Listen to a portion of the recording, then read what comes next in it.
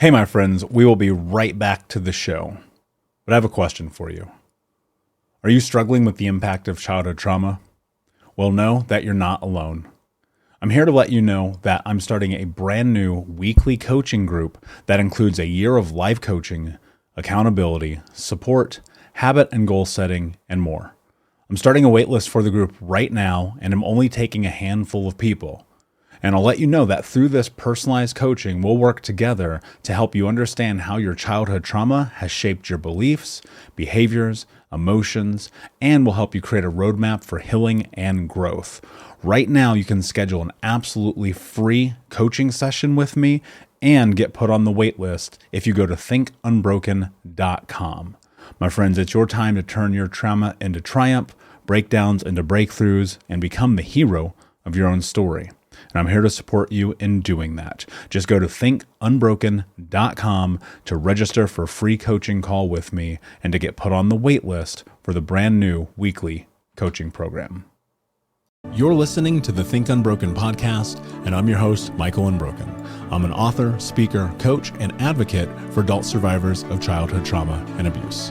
In this podcast, you will learn how to transform your trauma into triumph, turn breakdowns into breakthroughs, and go from victim to being the hero of your own story. You can learn more at thinkunbrokenpodcast.com, and of course, check us out on Apple Podcasts and Spotify at Think Unbroken Podcast.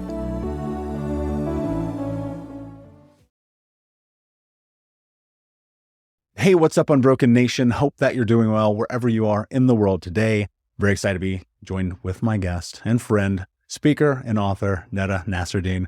My friend, how are you? What is happening in your world today? Amazing. Thank you so much for having me today. Yeah, it's an honor. Been looking forward to connecting with you. Thank you. We've had the privilege of speaking together on stage before, and just moved and kind of blown away by your power. And we're going to get into that and talk about that a little bit in depth. But before we do, what is something that I need to know so that I can know who you are?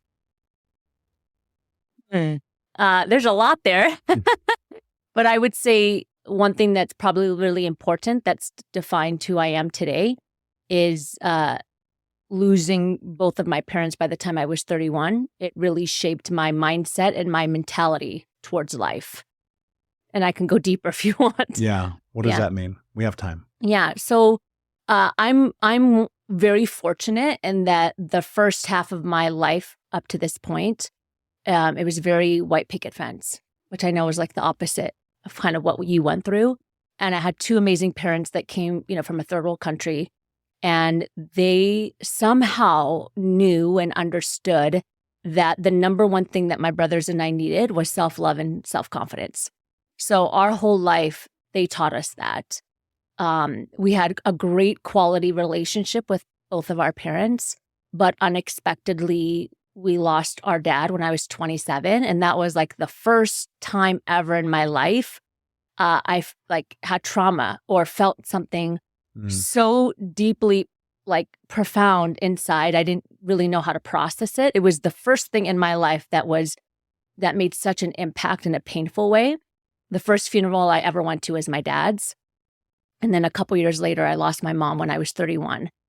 Both of them died when they were 62, 63 years old.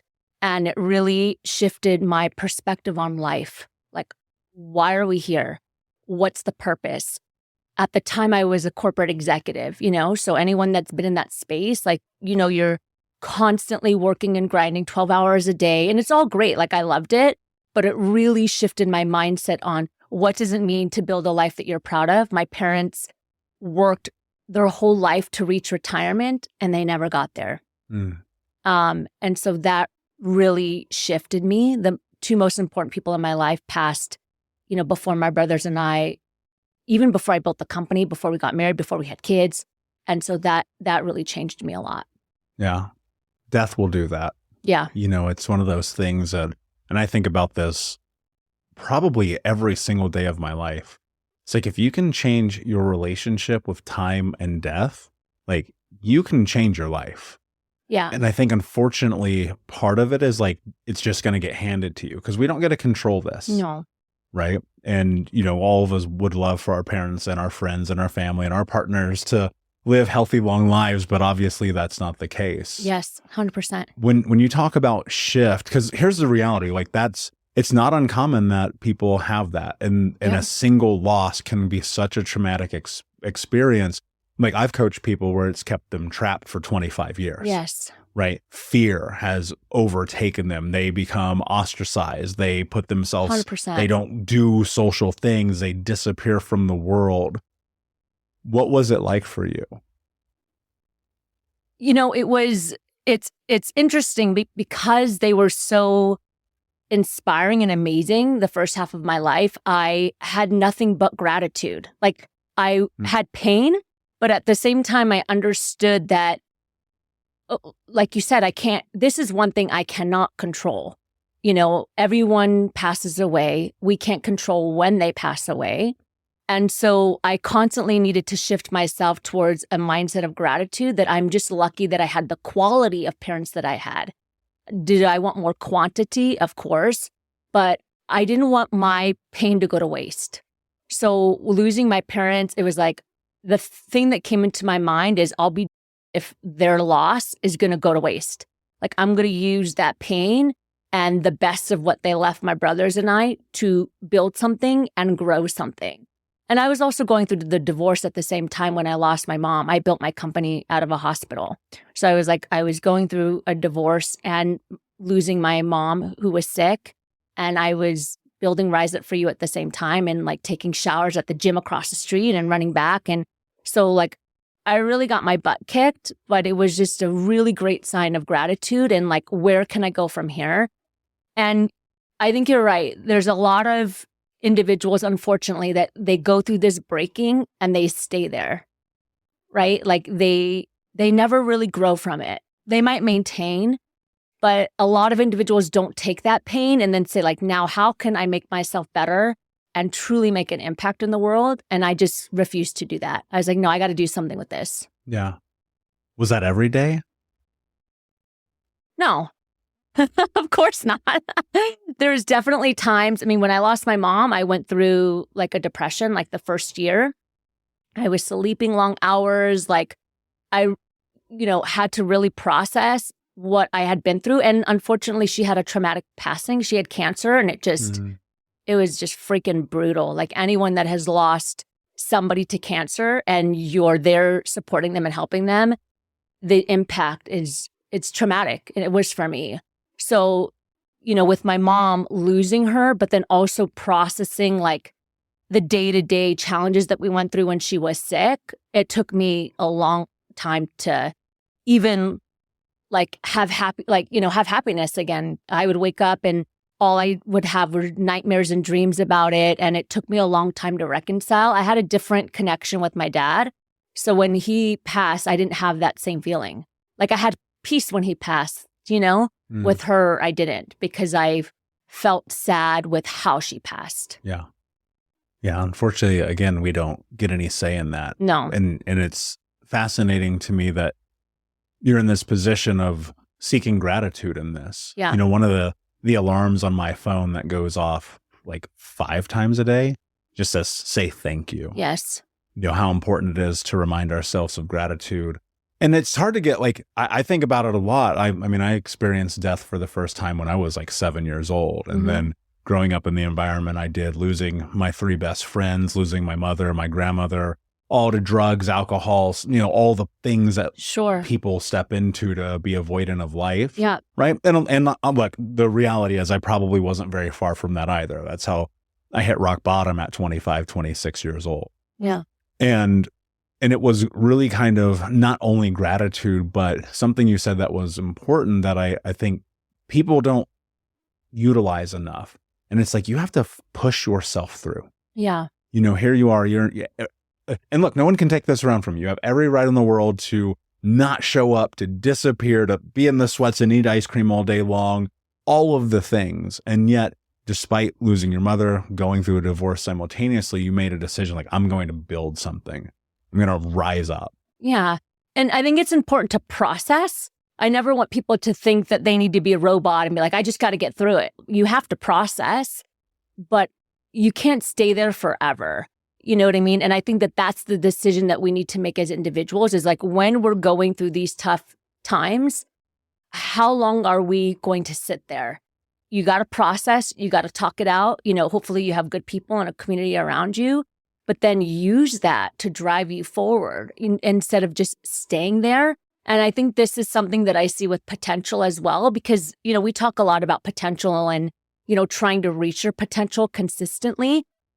And, sometimes people wait for the breaking before they realize that, and one thing that I think about a lot that I'm actively trying to, I guess, find this, I don't want to say the solution, but find, some key steps for is how do we help individuals that maybe haven't gone through this kind of like trauma or difficulty to move forward when everything's cool, when everything is okay, and I think that that's something to think about as well. Yeah, I've contemplated that a lot over the years. I mean, anyone who's been in your seat or online with me over the years that I've asked this question, we all kind of get to the same conclusion. I don't think you can change your life until something like jumps you off the bridge and you're like falling and you're like, yeah, right. Sink or swim. Yeah. What was processing like for you? Writing the book was a big part of it. So I wrote the book, Rise Up For You, Closing the Gap Between You and Your Potential. That took me 2.5 years to write. It took me about a year to get through the chapter where I talk about my mom. Why? Just like, again, it was really difficult with how she passed. And I couldn't accept, for the first year, I couldn't accept how she passed. I think, I don't think people are afraid of dying. I think people are afraid of how they will die. Right? How are you going to just not wake up one morning? Are you going to die in your sleep, or are you going to get sick, God forbid? And so for me, it took me a long time to just accept how she passed. And from my perspective, she suffered. And that was hard for me to reconcile, that she suffered and she didn't deserve that because she was such an amazing person. So, when I was writing the book, and I'm very authentic in the book, I do put some strong detail in there because I think as a culture, sometimes we're afraid to just like talk openly about death. We're afraid to talk openly about death, about divorce, about, trauma that we've had in our life. And so a lot of people just hold on to it. So I made it a really big point in the book to take step by step about some of the things that happened when she passed and, how difficult it was. And that was hard for me to get out. Like, I remember like writing a couple paragraphs on the plane, and then I would start crying and I'm like, I gotta put this away for a little bit because it just kept coming out. Yeah. What was that like? Like if you went to it, like, cause those moments, I think people, I remember I was sitting in the care center when my grandmother was dying of dementia. And, all truth, when I look at her experience, I always remind myself, like and it breaks my heart to say it, but it's just true. She put herself in that situation. The drugs, the alcohol, the cigarette. This woman smoked cigarettes on an oxygen machine, and I watched her suffer. And on some of those days, it was like I would walk into that hospital until I couldn't anymore. Right. It was just, and I was young. I was like 23, 24. And I would walk in there and I would look at her and she would no recollection of who I was outside of like these very minute gleaming moments. And there was a lot of tension unresolved between her and I when she died, just because of her being a bit racist, me being biracial, but also her raising me, which is really complicated. And eventually I could not go anymore. Right. Even to this day, I don't say I regret it. I had to do what I had to do. Sure. But I remember those moments, and just loss is so devastating because we don't, as much as we're like, I wish I could solve this, I wish I could fix this problem, we don't get that say. No. And you talked about reconciliation, right? And trying to reconcile the fact that your mother was this incredible person who, in your eyes, suffered. Have you reconciled that? No, I don't think I have. I've definitely gotten better, but there's just a pain there with how she passed that I don't know if I'll ever reconcile with how she passed. I think what makes it difficult is sometimes when people are sick, they accept it, right? And they accept that they're going to pass. She didn't. So up until the day she passed, she didn't want to die. She didn't want to lose her life.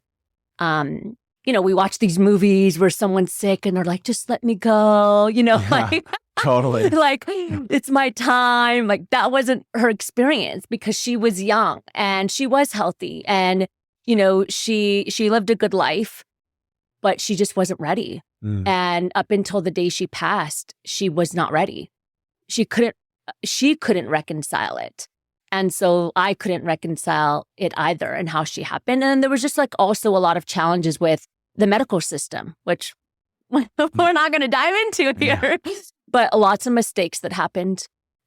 Lots of statements about, you're going to survive, you did it, you made it. And then a week later, you're terminal. So it was also a very difficult time emotionally because there was mixed signals from the medical institution. So one day she was surviving and she beat it. And then the next day it was like, it's all over your body, you're terminal. So there were some challenges along the way. And I think I've reconciled it to the best of my ability at this point, and I guess I can tell by the dreams that I have. For years, all of my dreams with my mom were her sick. And I'm finally having dreams where it's her again. It's really beautiful. Yeah. I think about how we often leverage like those last moments as our final memories of those people. Yeah. And it's like we tend to forget where the good things were, where the amazing moments were, where the lessons were, where the experiences of like, wait a second, they're not sick, they're not in the hospital, they're not in this. And so I'm curious, like, what's your favorite memory with your mother? During that time or just in general? In your whole life. My mom, I have a lot, but the thing that I can say I really appreciate about my mom is she was a disruptor. And I didn't realize until I was older. Like, my mom was a Middle Eastern woman, 100% Lebanese, who, when she was young, she wanted to be a model. So she would like sneak out of the house and she was Miss Pennsylvania. And like my grandma didn't know because like in the Arab culture in the 70s, walking on stage in a bathing suit was just not acceptable. And she was that person. So she would sneak out and then she would go compete in Pennsylvania. She became Miss Pennsylvania. And so she walked her walk and she did her thing. And that's what I remember about my mom is even though, we come from an amazing culture, she just did things her own way. And she taught me to do that. So when I was growing up, I wanted to be a singer, and my dad's like, what are you doing? Go be a doctor, lawyer. And, anyone that's a part of that culture understands that, right? And my mom would be like, just go sing, go do it. You could do it, and she just let me do my thing. And I did. My first career I ever had, I was a performer. I toured the world as a singer. And my dad was like, why don't you go get a PhD and become a doctor? And I'm like, real job. Yeah. And I'm like, I'm getting my degree in vocal performance. And he's like, what? And my mom's like, good job. So my favorite memories were the fact that she was really good at tuning out like the noise around her in society and culture. And she just did her thing. And she taught my brothers and I to do that as well. And that's what I loved about her. It's such a great lesson because we get so indoctrinated into what society tells us who we should be. Yes. And then you're faced with what I would consider to be probably a really difficult juxtaposition of here's your mother who's like, go for it. And your father's like, what are you doing? Yeah. How did you navigate that? Yeah. Well, my father was also very empowering too. He just wanted us to take the more traditional way. But meaning like he saw that I had good grades. So he's like, go do something that's going to make you a lot of money, right? In their eyes. And he was from a third world country. He came here with $20 in his pocket. He had 3 jobs. He struggled and he didn't want us to. And I don't think he could see that music could make any money, right? He's like, what are you doing? And I got straight A's and I was a good student. But, a lot of times people ask me like, oh, you come from a Middle Eastern background. I'm like, I don't come from a family or a culture where, the father figure, my dad, he was also very empowering. He taught my brothers and I to have confidence. And I would say he's the one that really forced us to understand our potential. Mm. I mean, I would come home with an A-. I talk about this in the book, and he'd be like, why don't you have an A+? And I'm thinking, A- is pretty good, Dad. And he's like, but can you get the A+? Yeah. So if you could reach this, why did you sell yourself short? Not for me, not for your teacher, but for you. And he was really great at that. So I had my dad who was pushing us to reach our potential. And then I had our mom who was like affirming us to just be our best self and be true to us. And the combination was just freaking amazing. How did your father teach you how to find confidence? I think it was through questioning. It was through questioning, and it was through always pushing us a little bit more, challenging us. So again, like when I had the A-, can you do this? Not for me, but for you. Do you think you can? Yes. Okay, what do you have to do to get there? And also just through questions. Every time I asked a question, he was like, you tell me, what do you think? And he always, even growing up, even with teachers, was like, I need you to know that nobody is better than you and you're not better than anybody else, period. And every day he was like, you're not better than anyone else and no one's better than you. I don't care if they're the teacher. I don't care who they are. People are people and you need to be respected and you need to respect as well. So that creates, think about it. Today, especially when it comes to self-confidence, a lot of times individuals struggle because they want to be liked or they want approval or they want validation or they want to people please. And because he taught us that we're all the same and we just need to prove it to ourselves, like that concept of I need to be validated by that person or I need to please that person, it never existed for my brothers and I. That's powerful. Yeah. That was a struggle that I had to work through for a very long time. Yeah. Growing up and looking at the world through an opposite lens and hearing my own parents say, you're not good enough, you don't matter, you're a loser. That gets reinforced in school.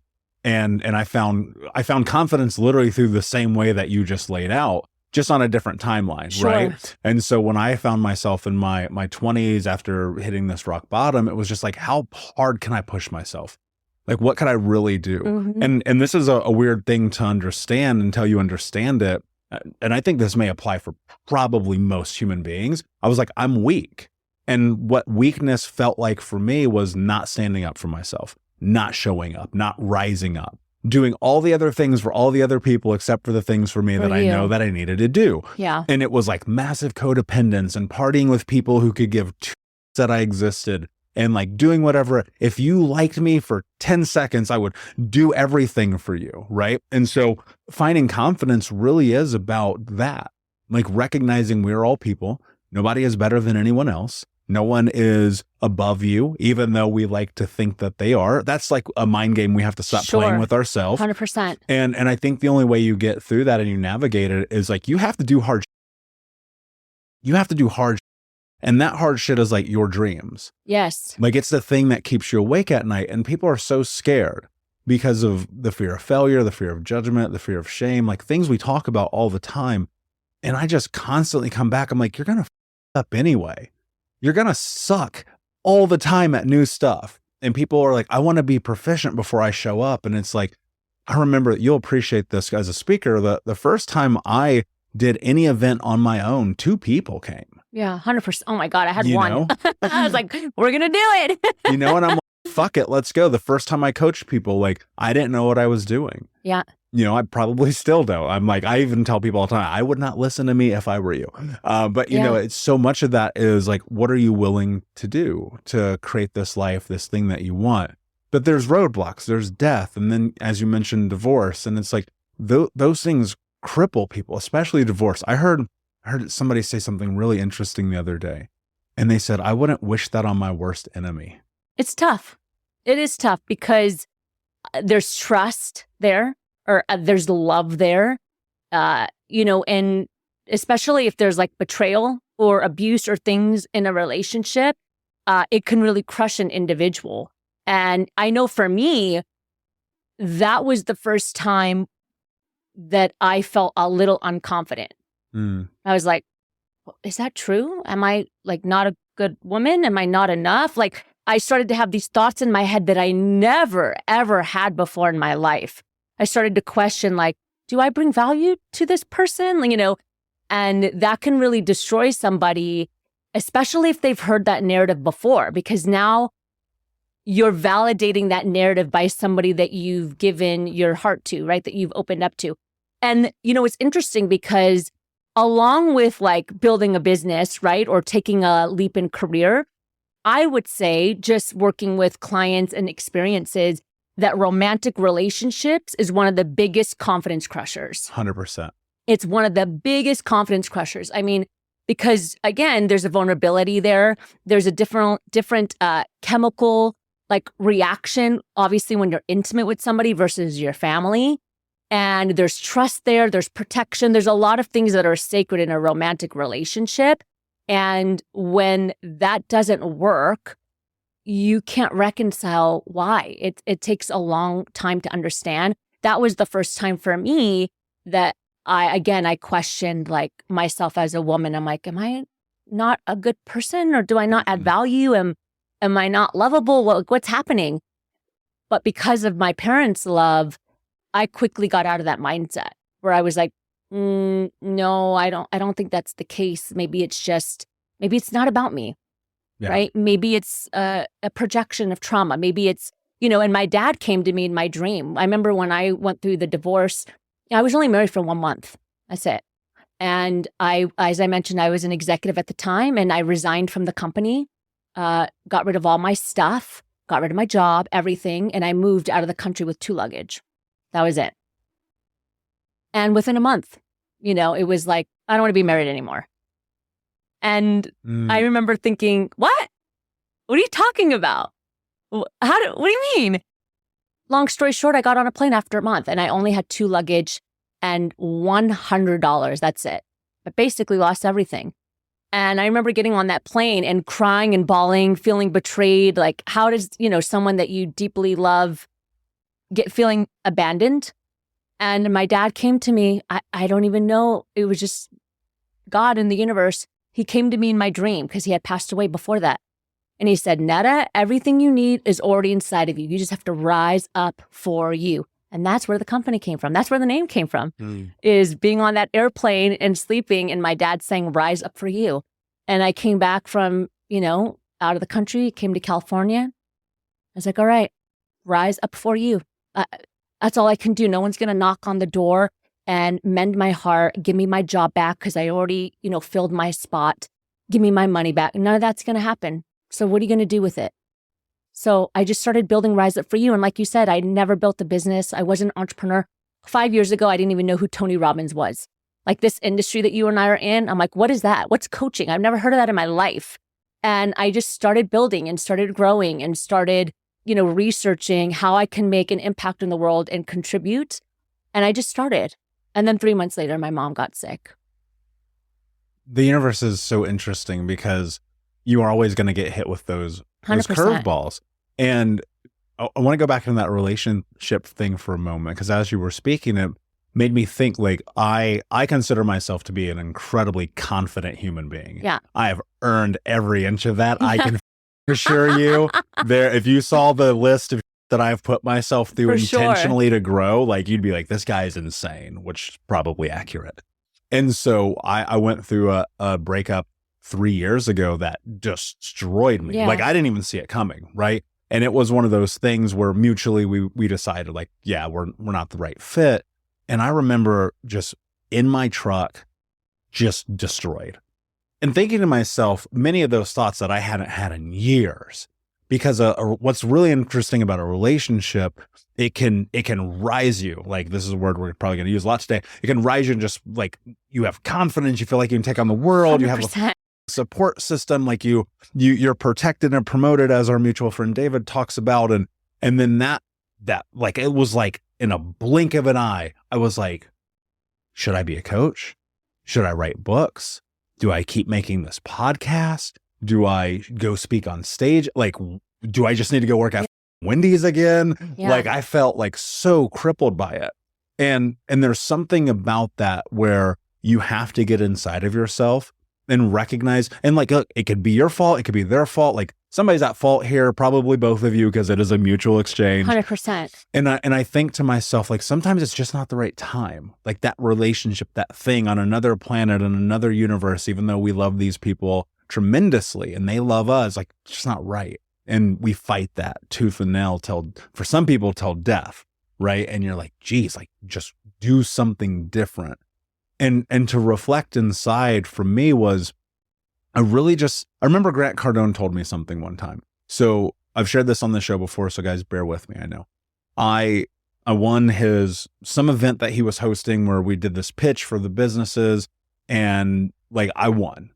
And this is in front of 10,000 people. It's like this huge deal. And I'm like hyped, because I'm hyped. Like I get hyped in that moment. Like that's my favorite thing to do. And he goes, bro, time out. Hold on. Just take your flowers. He was just like raining accolades on me. He was like, dude, you're so amazing. No one even came close, blah, blah, blah. Just take your flowers. And it was like, in that moment, like sitting in my truck, literally bawling, like having one of the worst nights of probably my whole existence, right? That moment. If you've ever had heartbreak, you've had that moment. Hearing his voice go, take your flowers. And then me going, give your flowers to yourself. Like, give yourself the thing that you know that you are, who you are, what you've done. And so I'm curious for you, what is it that you started to do to rebuild your confidence after that moment? Yeah, that's a good question. Self-reflection, I think, is really key. So for me, I did the opposite of what I think, I don't know, maybe the majority would do. I started to ask myself, where did I go wrong? So in that relationship, where can I take ownership? And like, because like you said, it's always mutual, but sometimes we have so much pain that we can't see it. So what I wanted to ask myself is that I wanted to heal to make sure I didn't do it again. So I did a lot of self-reflection to build my confidence and to understand what happened that I was in that situation so I don't do it again, so that my confidence doesn't get hurt again. What is the it? So I don't do it again. So I don't get into a relationship that I know isn't right for me. And so for me, you know, he's not a bad person. You know, he's a great person. But I needed to ask myself, okay, after 1 month, what happened here? Did I see signs or did I ignore them? And I realized that I did. Yeah. You know, I realized that this has nothing to do with him or me. It has to do with the fact that before we got married, I knew in my stomach. And the thing that hurts me the most is not that side of things. It's I betrayed myself. So when people ask me, like, do you have any regrets? I don't have any regrets. Like, great human being. But what I'm not going to do again is betray myself, because I knew in my stomach and I kept shutting that part down. And we do that as individuals, you know, because we want love. And again, romantic love is very different than any kind of love. And I don't buy into this narrative that like, you need to love yourself first. It's like, no, I'm a confident woman. You're a confident man, but we still want love, right? You still want that part of your life. And I betrayed myself in that moment. And that's what I needed to process so that I can build my confidence again, is recognizing what was my part and then what's not my part. Because part of building your confidence is not taking ownership of that doesn't belong to you. And so I really sat with myself and I was like, what can I take ownership of? And then what are the things that like, this has nothing to do, this isn't my pain. This has nothing to do with me. Maybe it's that individual's pain or that's individual's trauma that came out, but what's my role and what's my ownership about what just happened? Where my role is that for months I knew, and there were things that happened that I was like, and I just kept ignoring it. And me going through that self-reflection process, believe it or not, it did help me build my confidence, because it helped me recognize what I should take ownership of and what are the things that have really had nothing to do with me. Yeah, that's clarity, right? Yeah. That's the thing that people lack constantly. And I think there's always something to take away from those moments of self-reflection. And I'm right there with you. I sat in that moment and many moments in my life about things where I was like, that did not go the way I thought it was going to go. Yeah. I'm not talking about I'm just life. Sure. Because life is not always going to go. And 100%. I go, what did I do to put myself in this situation? how did I show up? And you said something, you did not trust your gut. Like that is like when I coach people and even if they're just listening to this show, I'm like, this is the number one thing you have to do. Like trust your gut. Yeah. It's never been wrong. Not one time in your whole life. 100%. And if you trust your stupid brain, you're in trouble because your brain is setting you up for failure constantly because it doesn't know what's best for you. It only knows what's good for you. Right. Yeah. And it keeps you safe. And like getting into that space of reflection, I've often come back into it and I will take a pen and a piece of paper. Now I use iPads. I've upped my technology and I'll like line down, like I will literally do a pros and cons list, but it's more of like, what did I do? What did they do? What did I ignore?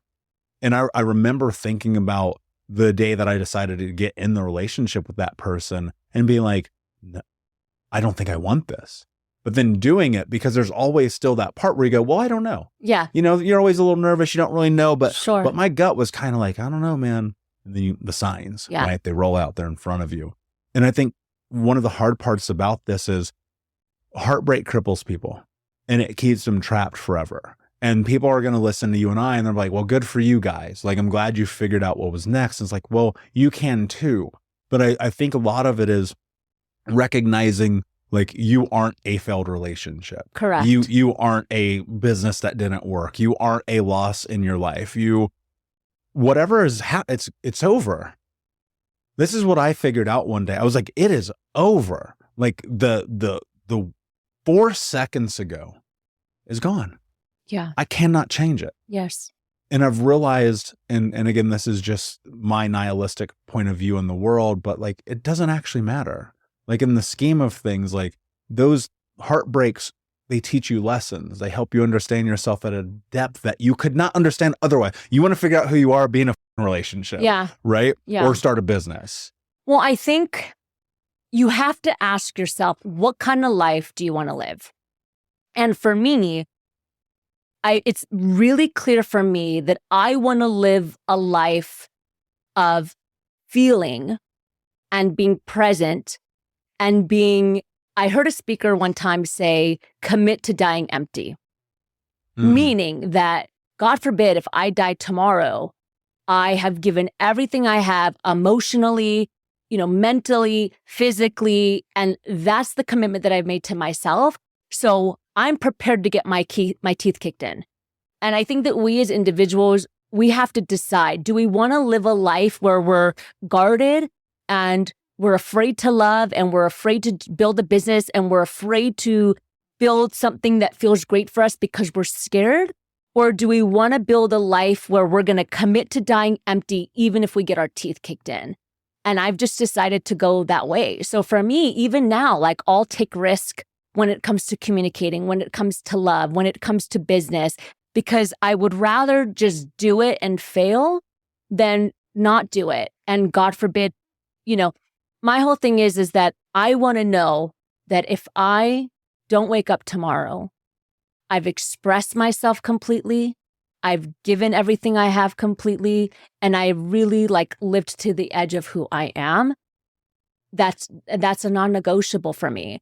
And I feel sad when I see people that are like, oh, I like them, but what if? Or I really want to build this business, but what if? And it's like, that feels like a life of being trapped. And I can't live that way. And I think that as individuals, we need to make the decision. Well, how do you want to live your life?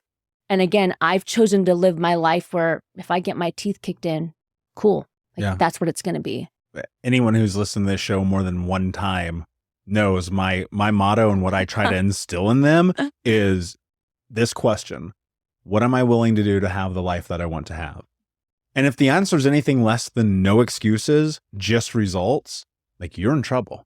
You're not going to get your dreams. Yeah. You're not going to get the relationship. You're not going to get the body, because we love to negotiate with ourselves. I know this is going to sound absolutely insane, but when I was 26 and I'm starting in this journey, I realized I only ever let myself down.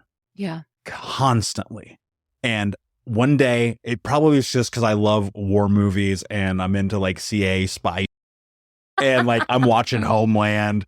And I was just looking at myself in the mirror and I was like, I called myself a terrorist. I know this is crazy, but in the movies, the guys are like, we don't negotiate with terrorists.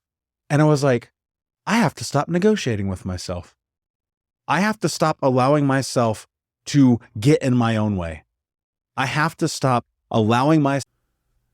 We'll be right back to the show. But before we do, I want to tell you about today's sponsor, factormeals.com, where if you go to factormeals.com/unbroken50 and use the code unbroken50, you can get 50% off your first order. That's factormeals.com/unbroken50.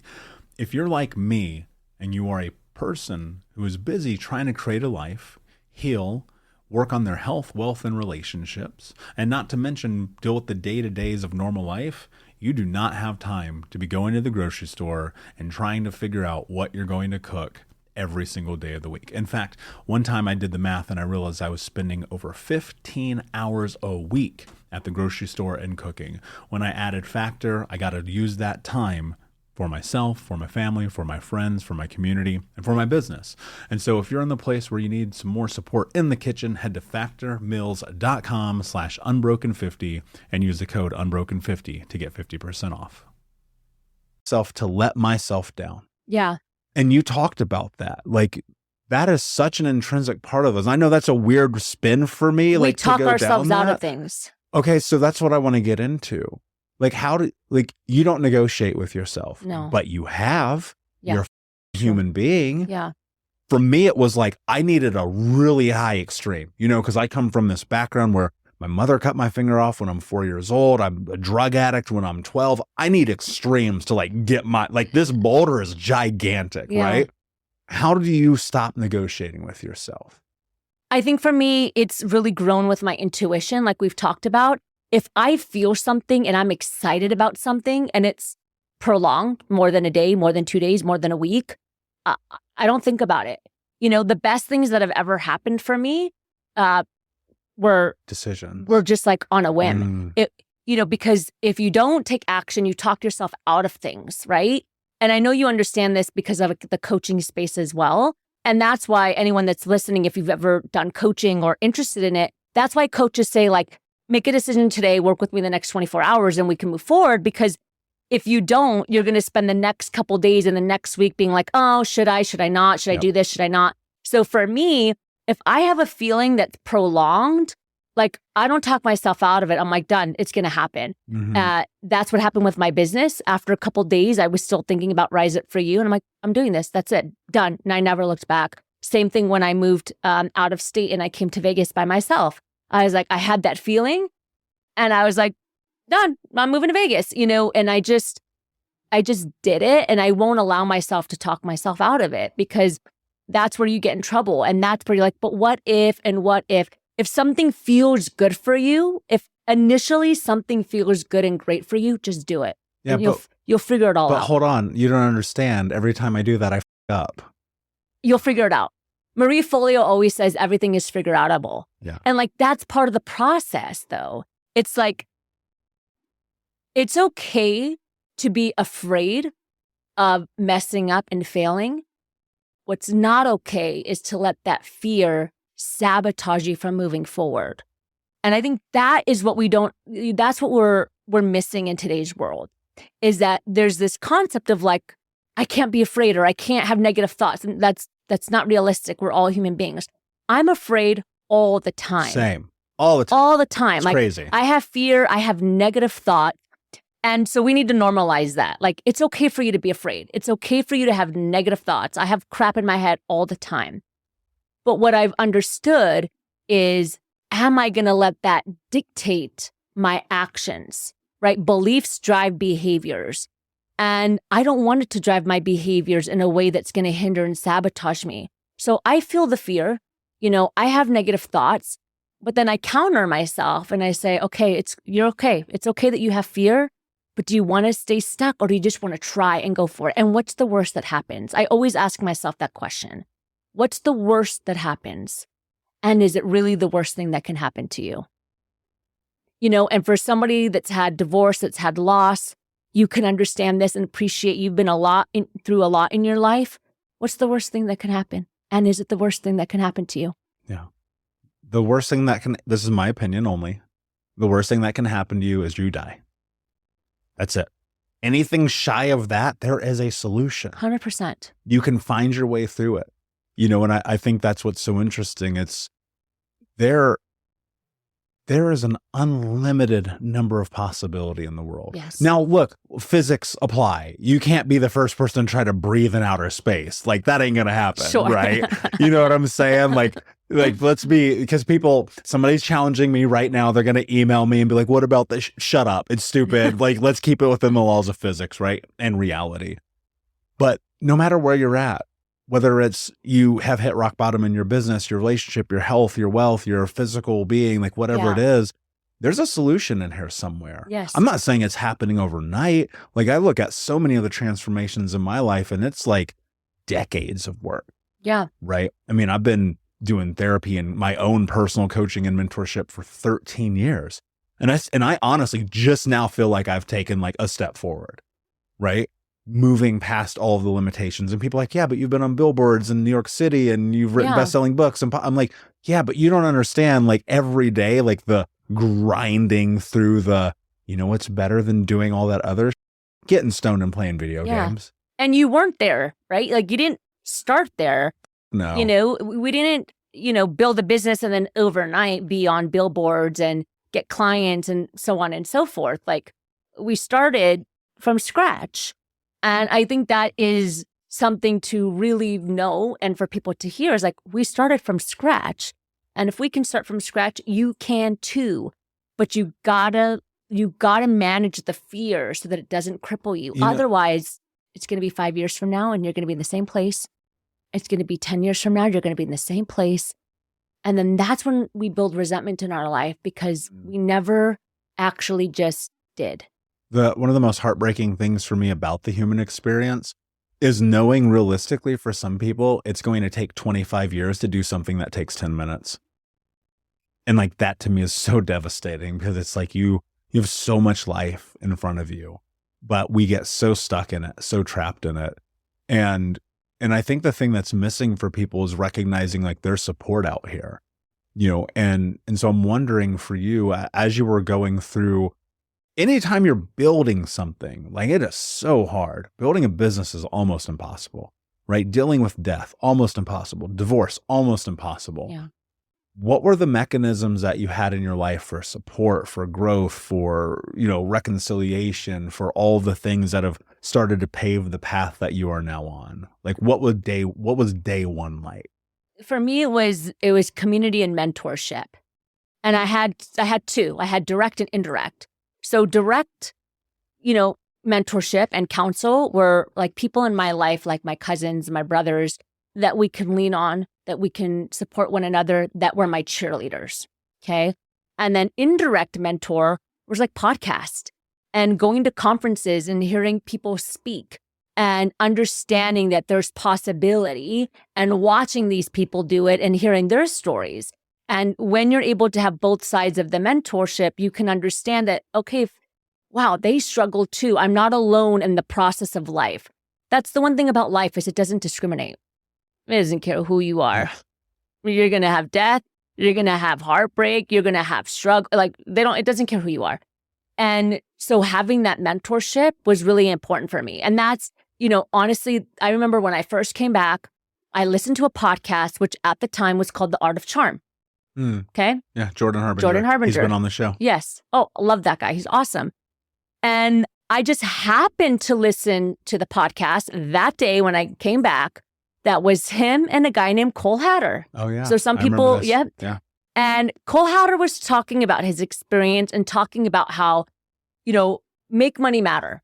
Like build something where you can still do great in the world, right? Like nonprofits, you can still make an impact, but you can still make money and build a life that feels good, right? And that you're proud of. And it was just that one podcast that I thought, wow, that's really awesome. And then they had a conference and I was like, I'm going to go to that conference. And I'll tell you, within a matter of a week, I listened to the podcast. I went to the conference. I saw Cole on stage. I saw Jordan Harbinger on stage. And I just did. I was like, all right, we can make this happen. And they were my mentors. And they didn't even know. But they were my mentors indirectly, along with my family directly, who were supporting me. And obviously they were more close to me and what was happening. But I was also getting a lot of like coaching and guidance in that way. And then I remember a year later, I sat by Jordan Harbinger and Cole. I was like, hey, I got to tell you this story. And they were like, really? I'm like, yeah. So that's really what helped me. And also self-compassion. Self-compassion and allowing myself to process. So I let myself process, but I didn't let myself stay there long. So there would be days where, I felt really sad and I was like, okay, take an hour to yourself, take 2 hours, go watch a movie, go for a walk. And then let's jump back in. And then the next day, same thing. Okay, take an hour, take a couple hours, let's jump back in. So I allowed myself to feel, but I was really intentional about not letting it cripple me. One of my hopes with this podcast now, over 5 years, 700 episodes, interviewing amazing people like you. Awesome. Is I hope this can be that for somebody. Yeah. That Jordan Harbinger moment, right? And the reason that I hope that is because, and everyone knows this, I love podcasts. It's been so transformational for me. Because I realized one day what it is about shows like this is I didn't have a mentor growing up. My mentors were, in some sense, right? My mentors were the streets. It was drug dealers. It was Jay-Z. It was, guys who treated women and what did my life look like? That in my 20s. And I was like, wait a second, maybe there's another way, right? Maybe there's something here that I'm missing. And so when I sit down and I listen, I'm studious about it. It's insane. I listen and consume podcasts like people watch television shows. Yeah, me too. I don't even know what's on TV. Me neither. I don't have cable. Yeah. Well, nobody has fucking cable. All right. They don't. But you can't just say that drives, when people say that, I'm like, no one has cable. We don't. But anyway, but my point in saying that is you don't know what impact something's going to have until you do something with it. You had all the information. This is where I'm going with this. We have so much we live in the information society. Yeah. You can go find out how to do everything. Oh my God. From baking cookies to starting a Fortune 100 company. Yep. You can go find it all on YouTube, on podcasts, on the internet, blah, blah, blah, blah, blah. It's all there. But the thing that's missing in all of that is the action. How do you, when you're in that moment, so you have a choice to make, right? You said you make decisions very quickly. I do too. I have learned through business, through life, through investing, through whatever, whether it's I'm going to go roll jujitsu today. It's that decision is made in a moment and I just do it. Yeah, me too. How the hell do you do it? Because for me, it is about, again, to your point, trusting your gut. But then further, it's I don't want to wonder what would have happened if I would have. It's confidence. It is. It's confidence because beliefs drive behaviors. And so I know how somebody feels about themselves just by the way they behave with me, right? If they shake my hand, if they look me in the eye, even the verbiage that they use when they talk to me. And so I think a big part, it's exactly what you said. I see this every day when I work and talk with professionals, people that have PhDs, master's degrees, bachelors, a ton of certifications, everything they need to succeed. And yet they still don't take action because they feel like they still need more. And it's no. You have everything you need except the belief in you. Except the belief in you. And that is the biggest challenge, is that you can have all the degrees in the world, but if you don't have the belief to take action, if you don't have the belief to have positive behaviors that are going to lead you to success, all of your knowledge, it's mundane. It doesn't matter. It's not going to do anything. It's just going to sit on the shelf. And so that's why I always say that it's really important that you got to have both. It's great to go to school and get all these degrees or certificates, but you have to believe in yourself as well. Otherwise, nothing is going to happen and you're not going to take action. So I think it really starts with the belief system and reprogramming yourself to rebuild confidence. Confidence can be built. Yes. A belief in yourself, neuroscientists talk about this all the time. We can reframe our thoughts so that we can move forward, so that they serve us instead of sabotage us. But that's what we got to work on. My team and I asked thousands of working professionals last year, not hundreds, thousands. What their number one challenge was 83% said self-confidence. Mm-hmm. That's big, 83%.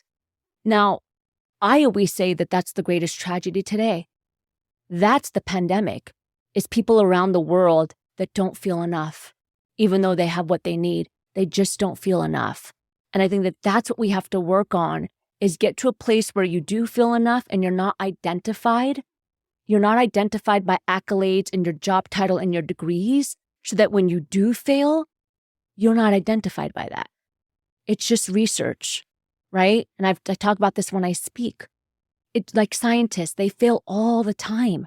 And when they fail, it's just research. It's research towards the solution. It's research of understanding what works and what doesn't work. You're not defined by it. You are not a failure. That failed, not you, right? And we have a tendency as human beings to do that, right? Instead of saying, I'm unhappy, it's like, I'm unhappy in this moment. I'm not an unhappy person, but maybe in this moment, right? It's the same thing with failure. I'm not a failure, but maybe that failed, right? But we as individuals, we don't allow ourselves to do that. So we become defined by these things. And then that's what prevents us from taking action. So we have everything that we need, but we don't take action because we're afraid if it doesn't work, then we're not going to be good enough. If somebody says something to us, we're not going to be perfect. If it doesn't do what we need it to do, then people are going to judge us. And that's what we need to shift in our mind.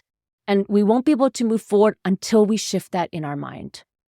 What is the biggest shift for you in your mindset, in your thought processes, in your self-belief, that if you wouldn't have shifted, would probably still have you trapped?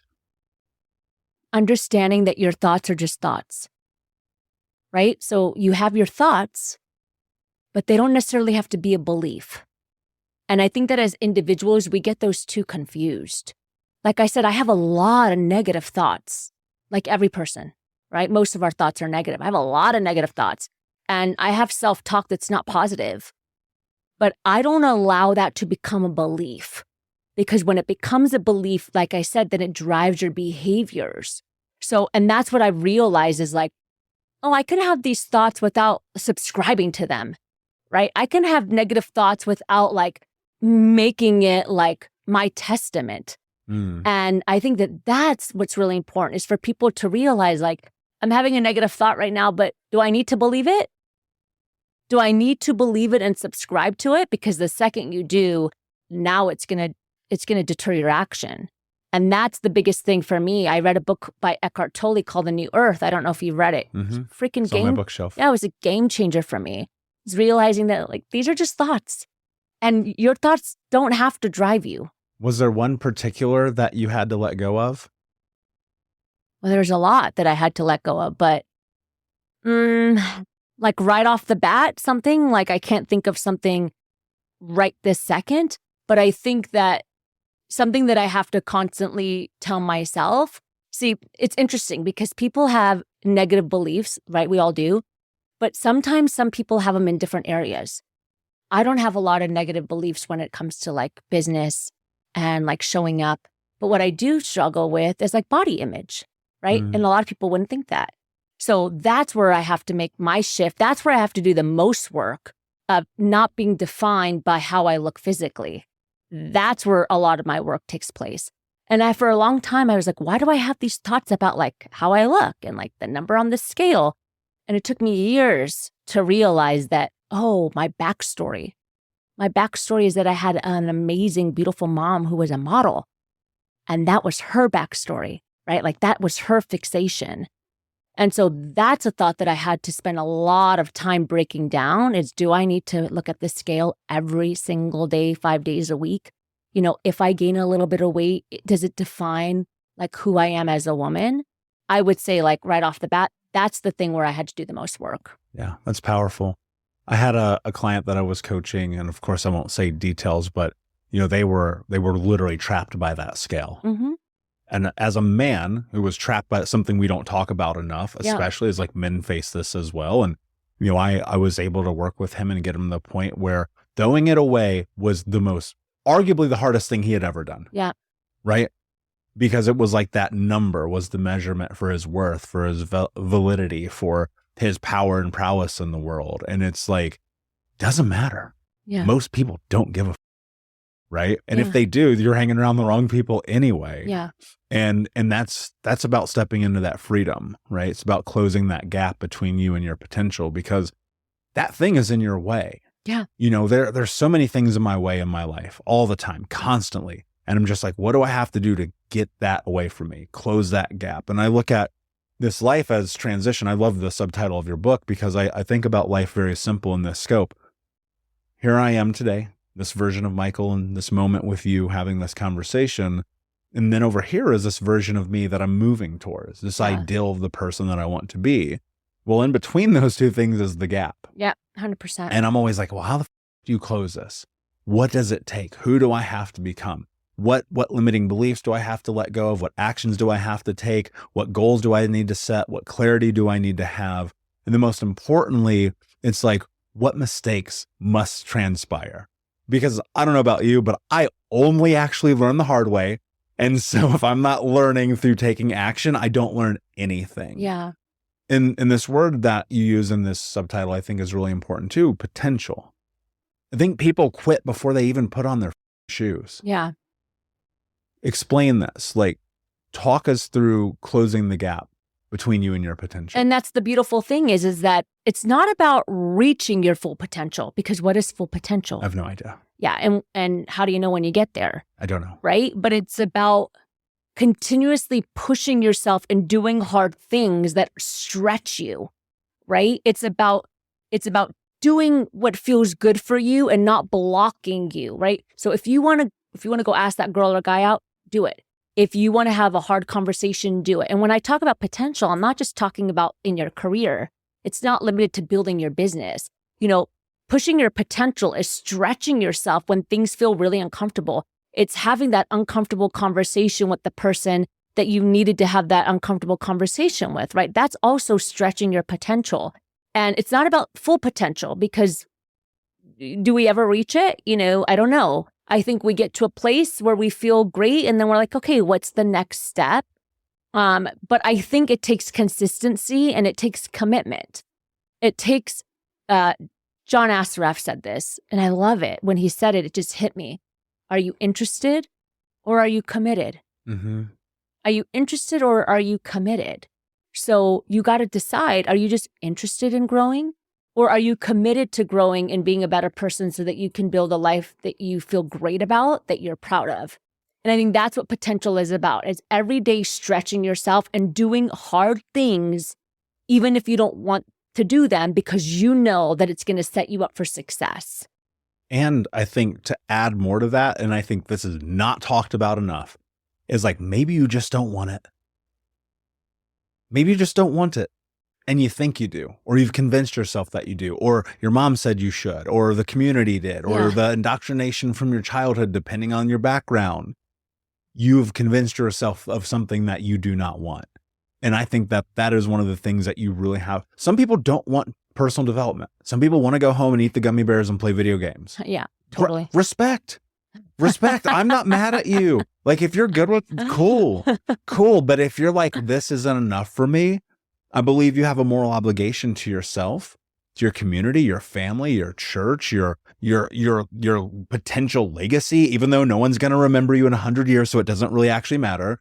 But it's like, in this moment right now, this is life. What is happening? Not what happened, not what will happen, but right now. And I feel so much sympathy for people who are living lives that are not the lives that they want. Because we can sit and talk about like growth and creating these movements and writing the books and speaking on stage, but that's what we want, right? The only thing I ever want for people is what they want. Like, you should not give a about my dreams. Yeah. Between you and I don't care about your dreams. I want to support you. I want you to grow. I will connect you to every person on planet Earth that I know if it helps you go up that mountaintop. But at the end of the day, I don't got to do it. Yeah. And I think that's where people get caught up, especially in this personal development conversation, because it's so hype right now, right? It's like everybody's a coach and everybody is like, do this, do that. And I'm like, at the end of the day, if you're happy, you already won the game. Yeah. Right? Gary Vee talks about that. I met Gary, God, like 10 years ago. And that dude changed my life because he was like, if you're happy, you win the game. And I realized like when I started this, getting deep into this, I was like, I am not happy. So where do I need to go? And that was towards potential. I didn't know this would transpire. Yeah. But I just knew it had to be different than getting high all day, weighing 350 pounds and drinking myself to sleep every night. Yeah. But the challenge is that most individuals aren't happy. And we know this from research. We know this from like the World Happiness Report, for example. We're like number 19 and we're a first world country. That's pretty bad. So obviously you have the report data, but why do you think people aren't happy? Yeah. I mean, 76% of the population, even today, are disengaged or unhappy in their work. And I think it's because exactly what you're saying is that people haven't taken the time to figure out what do they want. Mm. And so there's two aspects to this. They haven't taken the time to figure out what do they want, what feels good to them. And the second aspect is if they have figured it out, do they have the courage to live by that? Right?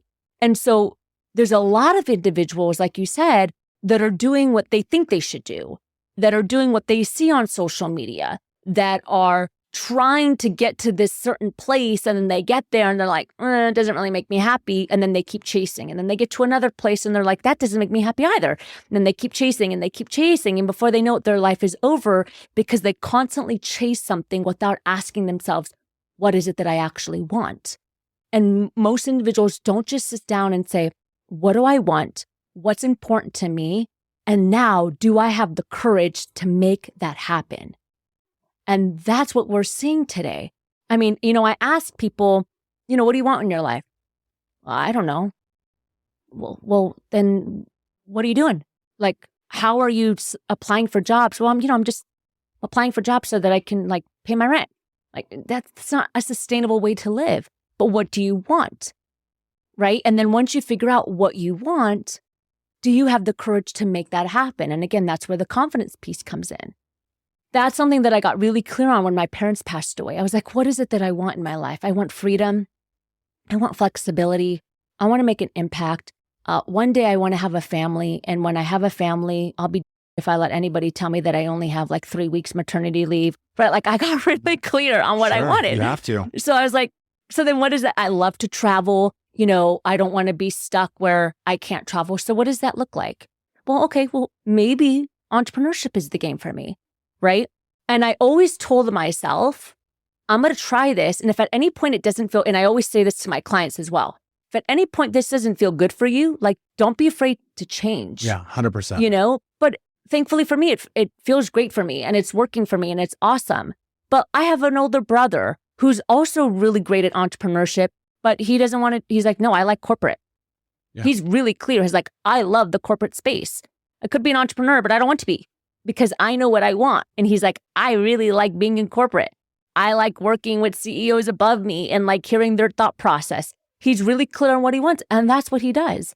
But he's taken the time to ask himself, like, what do I like and what do I want? And he's walked that path. And I think that's fantastic. But not enough people are doing that. And it's interesting because, even when I work with my executive clients, I ask them, who are you and what do you want? You would be shocked, or maybe you wouldn't.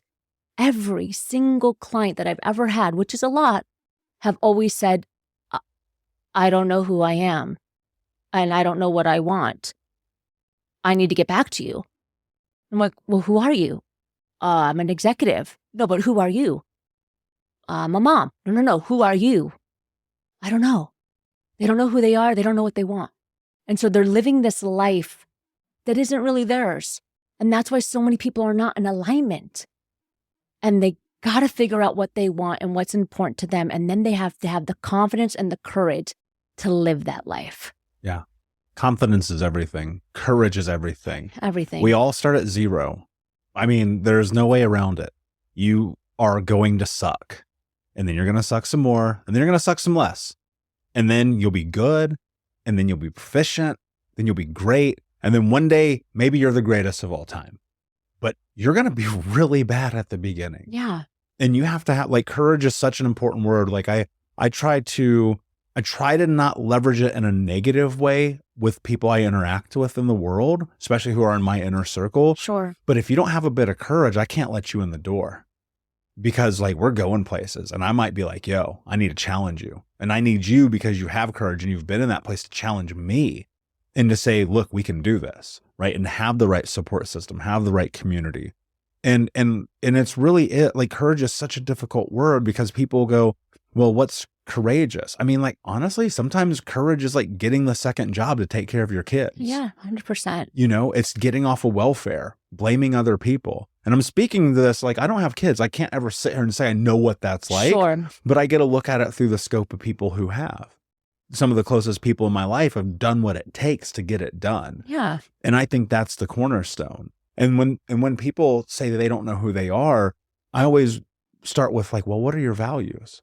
What do you represent? Your values. Most people have no idea what their values are. And that's where I start all of my coaching. No matter what, if you're in entrepreneurship coaching, executive coaching, mental health coaching. Yeah, me too, exactly. Starts at values. Yeah. If you don't stand for something, you'll fall for anything. And that feels like almost insurmountable because we live in this world where there's not enough onus put on the importance of this. Yeah. It's like you have to create you. When there's a line in Think Unbroken, my first book, it says, create you. That's it. You have to make this. I'm all about the manifestation. Like close your eyes, visualize, put that shit in the universe. Now go do it. Yeah, 100%. Manifestation is only about drafting up a game plan. Yes. Yeah, there's got to be energy and there has to be action towards it as well. And you can't just you can't just sit and like think positive. You also have to ask yourself, what do I have to do to like create this energy to move it forward as well? And that's important, but you're totally right about the values thing. I mean, we even see this in companies. It's like, what are your values? They have high employee turnover. Well, what are your values? Well, we don't really know. I'm like, well, how can you expect your employees to be clear? How do you expect your employees to show up and be the best employee they can be if you don't know what your values are? Because they don't know how to show up. They don't know how to show up for the company. And it's the same thing with individuals. What are your values? And then again, having the courage to live by those values, right? My top two values are me, God, and me. God's number one, and I'm number two. People are like, those are your top two? I'm like, yeah, I have more, but those are my top two. Why? Because I understand that if I want to make an impact in the world, which is a value of mine, and I want to be a great wife and a great sister and a great whatever and a great business owner, I got to take care of me. That values are non-negotiable. So now I have the courage to take care of me. When people call me at 6 a.m. for work and for coaching, I don't pick up.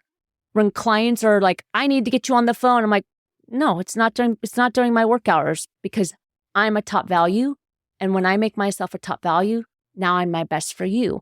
But people don't have the courage to do that. I mean, if you were to ask somebody, what are your top 3 values? Most individuals will say like my family, my health, right? They'll say these are my values. These are things that are important to me. Kindness, loving the people in my life. But then if you were to say, well, what does the majority of your time go to in the week? Most of the time, it's not towards those top 3 values. Mm-hmm. You see, there's a misalignment there. And again, coming back to that courage of being able to say, these are the things that are important to me. And now I'm going to have the courage to implement those things in my life so that I feel good about what I'm doing on a day-to-day basis. And the most difficult part about what you said is that the people around you are going to point it out to you. Oh, yeah. When I sat down, my values have been like the same for basically a decade. Honesty, kindness, leadership, self-actualization, no excuses. Yep. Honesty is number one. I will tell you, you know me, I tell the fucking truth as much as humanly possible. I am fallible, but I do my best, okay? When I started doing that, when I stepped into those values, when I leveraged that system, when I put this in place, you might have well thought I let off a nuclear bomb in my life because the people that started to go away were my best friends. The people I'd done everything with, because I stood in front of them and I said, this is the person I'm becoming.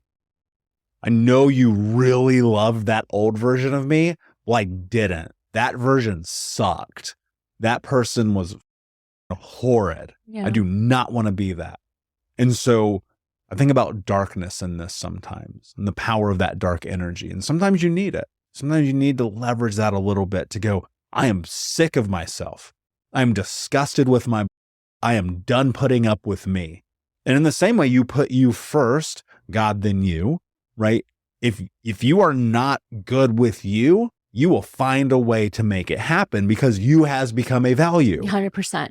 And I try to tell people all the time, you are the most important person in the room, always, all the time. And that is not a selfish thing. That is a self-care thing. I cannot, in what we do in helping people, and at least I try my best, I cannot do anything for them if I don't do something for me first. Yes. And that's the old airplane analogy. We beat that thing with a dead horse. But, at the end of the day, but like it's true. It's true. And it's more than true. But, this goes back to, we can talk about this for a long time, is that everything that you and I are saying, people understand. But what really needs to happen is make the shift from just hearing it and understanding it to living it and implementing it. And people know, like, okay, I got to put myself first. But are they taking the steps to say, okay, how am I going to put myself first? When somebody calls on the weekend and says, I need you to do this and have this meeting, but you're spending time with your family, do you have the courage to say, I can't this weekend, I'm with my family and that's important? Or are you breaking that violation and that boundary? And that's the thing that I know for me is really important to, like, again, crack that code, is how do we get people to hear what we're saying, but then embody what we're saying and take little action steps, even if it's one step, one little action step to actually see the change. That's my stomach that's growling there. To actually make the shift and make the change. And you're right, people are going to put you down and they're going to tell you all these things. I mean, I work out every day and I have friends that are like, you're sick. I'm like, why? I work out every day. Like, what's wrong with that? Right? But in their mind, it's like, it's crazy that I work out every day, right? But for other people, it's like, that's good for you. You work out every day. But again, it's that you're going to hear that monkey chatter from people because it's easier for people to critique other people than it is for them to make a shift in themselves. Yeah. And that's the story of life. I mean, he without judgment, right? And I think that if you can put yourself in a position of just being entirely okay with knowing that the moment you choose you, everyone else is going to be pissed off at you, your life will be very different. Yeah. My friend, this has been an amazing conversation. Thank you. Thank you for being here. Thank you for the insight. Before I ask you my last question, please tell everyone where they can find you. Thank you. I appreciate it. This has been a great conversation, probably one of the deepest ones that I've had in a long time, especially with my mom. But you can check me out. riseupforyou.com is the website. And the handle is @riseupforyou. You can also connect with me, Natalina Nasserdeen. I'm all over the website and social media, but definitely check out the website. We have a bunch of free stuff there for people to grab access to, especially with confidence. Connect with me on Instagram, LinkedIn. Would love to connect with you and talk more. Yeah. And of course, if you guys go to thinkunbrokenpodcast.com, you will find all the information in the show notes for this episode. My friend, my last question for you. What does it mean to you to be unbroken? Unbroken to me means using your pain as fuel for growth and not being stuck in the pain and the adversity that you've gone through. It's realizing that everybody is broken. Everyone has gone through pain. Everyone has gone through trauma, but recognizing that that doesn't define you. Your trauma is not you. It's a part of you. And how can you make that and use it to make an impact in the world and to create shift in the world? Beautifully said. Thank you. Thank you for being here. Unbroken Nation, thank you for listening. Please like, subscribe, comment, share, tell a friend, follow us on YouTube, Apple Podcasts, and Spotify.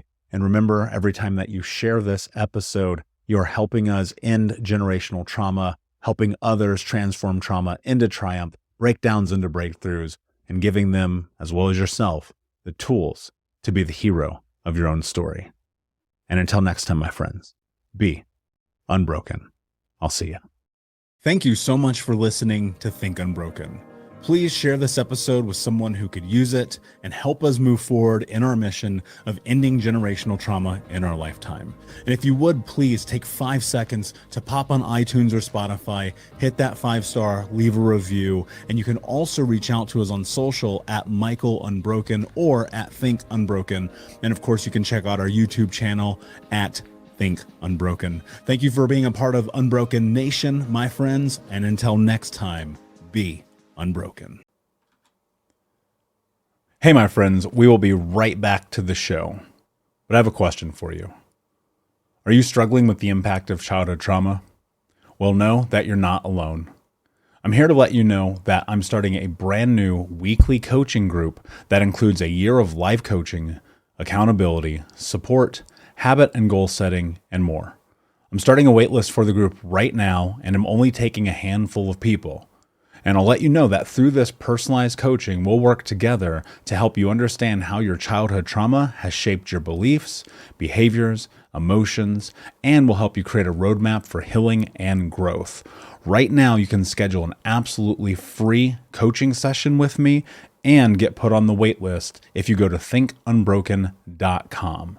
My friends, it's your time to turn your trauma into triumph, breakdowns into breakthroughs, and become the hero of your own story. And I'm here to support you in doing that. Just go to thinkunbroken.com to register for a free coaching call with me and to get put on the wait list for the brand new weekly coaching program.